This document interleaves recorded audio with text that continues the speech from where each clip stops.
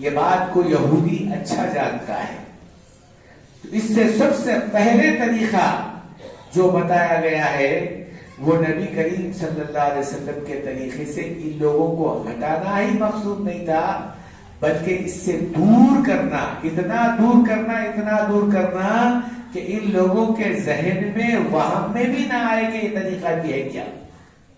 چنانچہ میں اس سے پہلے بھی ایک بات بتا دیا تھا، جماعت جا رہی ہے،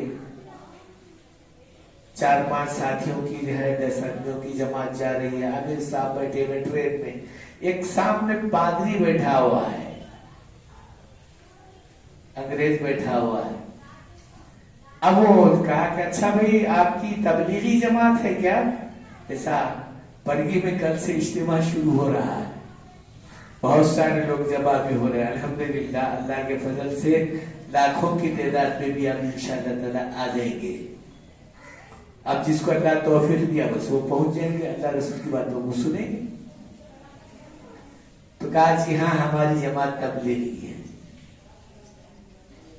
تو کہا اب یہ جو کہا کہ تم لوگ اپنا پیسہ خرچ کرتے ہو، اپنا وقت نکالتے ہو اور اپنا بیوی بچے وغیرہ کو اپنے گھر میں چھوڑ کر پھرتے ہو، اللہ کے رسول کی باتوں کو لوگوں کے اندر پھیلاتے ہو. اچھا یہ بتاؤ اب تک کا کتنے مسلمان بنائے؟ یہ پوچھ رہے ہیں، یہ انگریز، یہ پادری پوچھ رہا ہے امیر صاحب سے کہ اب تک تم اتنا خرچ کر رہے ہو، آپ کو اندازہ نہیں ہوگا.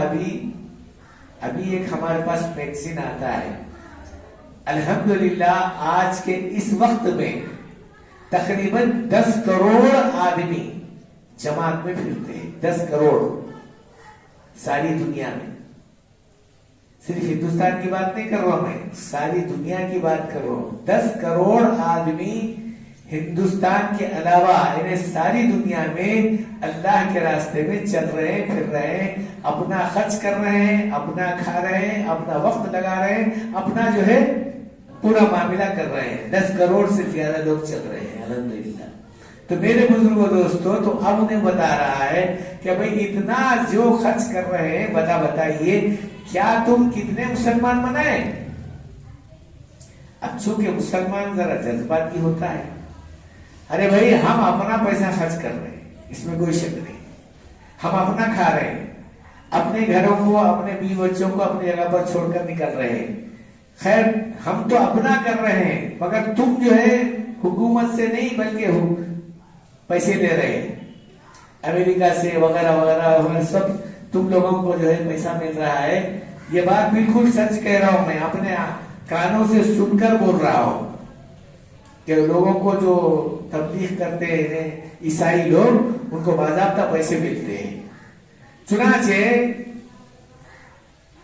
وہ امیر جماعت صاحب نے کہا کہ اچھا بھائی ہم تو اپنا پیسہ خرچ کر کے کسی کو مسلمان نہیں بنائے، پر تم جو ہے لوگوں کا پیسہ لے کر، حکومت کا پیسہ لے کر کتنے عیسائی بنائے بتاؤ. انہیں جو جواب دیا وہ بس سنانا ہے میرے پاس. وہ کہا کہ ہم کسی کو بھی عیسائی اب تک نہیں بنائے، کسی کو بھی عیسائی نہیں بنائے، مگر کوئی یہ بتاؤ آج ساری دنیا میں کوئی گھر ہمارے عیسائیت سے چھوٹا ہے کیا؟ کوئی بھی مکان، چاہے وہ بڑے سے بڑے مولوی صاحب کا ہی مکان کیوں نہ ہو، مگر اس مکان میں بھی ہماری عیسائیت داخل ہے. چاہے وہ ٹاٹا ہی کیوں نہ کہے، پاپا ہی کیوں نہ کہے، مگر داخل تو ہے. میرے بزرگوں دوستو، عیسائیت سے کوئی گھر خالی نہیں ہے. اتنی محنت کیے ہیں لوگ، اتنا کوشش کیے ہیں کہ اللہ کے رسول صلی اللہ علیہ وسلم کی سنتوں کو دور کرنے میں اپنی پوری توانائی لگا رہے ہیں، اور پھر لوگوں کو یہ بات بتا رہے ہیں کہ اصل چیز یہی ہے. چنانچہ ہمارے آج اس وقت میں روشن دماغ لوگ، جس کو ہم کہیں گے کہ ماشاءاللہ بہت پڑھے لکھے لوگ ہیں، پڑھے لکھے کچھ بھی نہیں ہے، بولتے نا شانہ گواہ گو کھایا بول کے، ویسا حساب چل رہا ہے. جو جتنا زیادہ دنیا کے اندر ملوث ہوگا اتنا ہی زیادہ اللہ اس کے رسول سے دور بھی ہوگا، اگر اللہ اس کو توفیق نہ دیا ہو تو. چونکہ اس واسطے کہ اللہ کے رسول صلی اللہ علیہ وسلم کے اللہ کے احکام کی کوئی وقت اس کے دل میں ہے نہیں. اگر ہوتی تو شاید ہو سکتا ہے آج کا معاملہ یہ نہ ہوتا.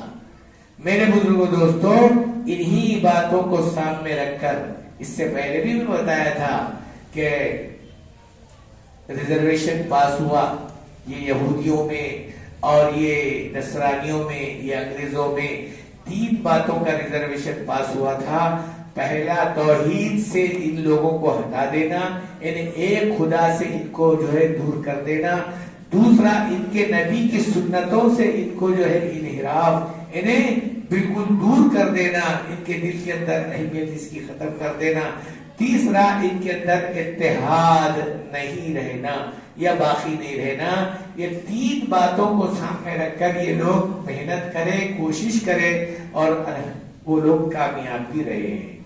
تو میرے بزرگوں دوستو، اللہ تعالیٰ جل شانہ خود فرما رہے ہیں نحن نزل حافظون، ہم ہی اس قرآن کو نازل کیے ہیں، قیامت تک کے لیے ہم اس کی حفاظت کریں گے، چاہے دنیا چاہے کتنی ہی کوشش کر لے. لیکن اللہ کے فضل اور کرم کا معاملہ یہ ہے کہ آج انشاءاللہ دین باقی ہے اور کل بھی باقی رہے گا، قیامت تک باقی رہے گا. جب تک دین باقی ہوگا اللہ کے رسول صلی اللہ علیہ وسلم کے طریقے کے اوپر چلنے والے لوگ بھی انشاءاللہ باقی رہیں گے.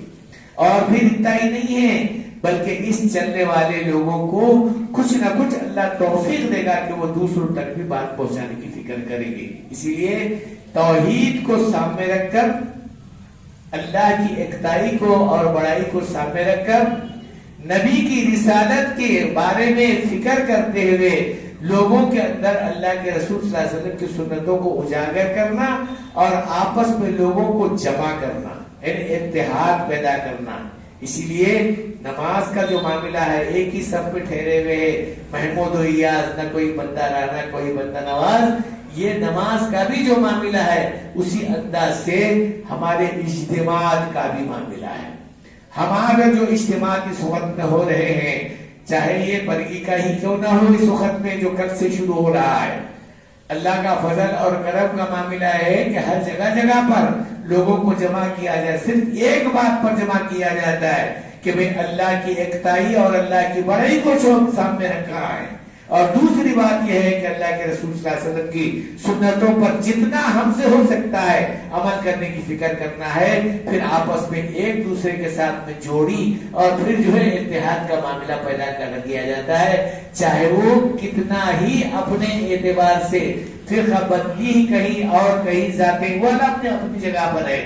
کوئی اپنا جو ہے اعتبار سے کوئی جماعت اسلامی کا ہے، کوئی اہل حدیث کا ہے، کوئی اور دوسرے سنت الجماعت کا ہے جو جماعت کا آدمی ہے، لیکن وہاں پر کسی قسم کی کوئی جو ہے ہیر پھیر کا مسئلہ نہیں ہوتا، بلکہ ہر ایک کو ایک ساتھ جمع کیا جاتا ہے، فضائلی لائن پر جمع کیا جاتا ہے اور کہا جاتا ہے کہ یہ اتحاد کا معاملہ ہے، آپ اپنی جگہ پر اتحاد کے ساتھ بھی کام کیجئے.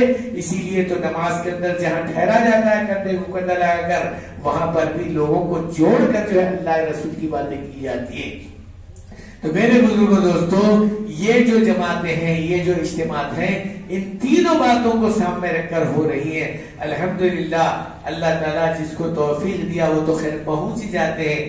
میں اپنی طرف سے ہی گزارش نہیں کر رہا ہوں بلکہ ساری دنیا کا انسان اس بات پر متفکر ہے کہ آج بھی اگر ہم اللہ کے رسول صلی اللہ علیہ وسلم کی سنتوں کو اپنانے کی فکر کریں گے تو اللہ کی ذات سے امید ہے کہ اللہ پھر سے وہ دن لائیں گے کہ سارے مسلمانوں کو نہیں معلوم، اللہ میاں پھر ایک مرتبہ ساری دنیا کا حاکم راہ بنا کر رہیں گے.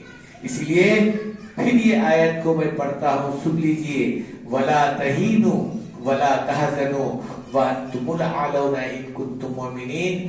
گھبرانے کی ضرورت نہیں ہے، غم کرنے کی ضرورت نہیں ہے. ساری دنیا کی ساری چیزیں سب تم کو مل جائیں گی. شرط یہ ہے کہ تم ایمان والے ہو جاؤ. ایمان ہے کس کا نام؟ کس چڑیا کا نام؟ کا ایک خدا کو ماننے کا نام، ایک نبی محمد صلی اللہ علیہ وسلم پر ایمان لانے کا نام، اور اس دو سب چیزوں کے ساتھ میں اتحاد سے اپنی زندگی گزارنے کا نام. اللہ کرے کہ ہم کو یہ بات سمجھ میں آ جائے. اللہ ہم سب لوگوں کو ایسی بات کرنے کی اور اس پر جمع کر اپنے آپ کو جو ہے اللہ کے حوالے کرنے کی. اور پھر آخری یہ دعا ہے، اللہ ہم لوگوں کو اس اجتماع میں پہنچنے اور پہنچانے کی توفیق عطا فرمائے. اور جتنے لوگ یہاں پر بیٹھے ہوئے، میں تو یوں کہوں گا اپنے دوستوں کو کہیے، اپنے ساتھیوں سے کہیے کہ وہ اجتماع میں ضرور شرکت کریں اور اللہ رسول کی باتوں کو سنے. ہو سکتا ہے کس کی بات کس کی زبان سے کس وقت میں کب اثر کرتی ہے اور کب اللہ اس کو ہدایت دیتے ہیں. اللہ اگر ہدایت دینے پر آ جائے تو ایک معمولی چھوٹی سی چونٹی کے ذریعے سے بھی اللہ ہدایت کا دروازہ کھول سکتے ہیں. ایک ابابیل کے ذریعے سے بھی ابرہا بادشاہ کو بھی اللہ تعالیٰ ناس و نیست و نابود کر سکتے. اب اللہ تعالیٰ اگر ہدایت دینے پر آ جائے تو ایک معمولی بات پر بھی اللہ تعالیٰ ہدایت کا وہ دروازہ کھول سکتے. تو میرے بزرگوں دوستو، کوشش کیجئے اس واسطے کہ ہو سکتا ہے کل کا ایک دن، پرسوں کا ایک دن اگر گزر جائے تو ہو سکتا ہے پھر بعد میں پھر یہ موقع ملے یا نہ ملے. اس لیے ہم یہ گزارش کریں گے کہ ہر ساتھی اپنے دوستوں کے ساتھ، اپنے ساتھیوں کے ساتھ اس میں ضرور شرکت کریں. اللہ ہم کو شرکت کرنے کی توفیق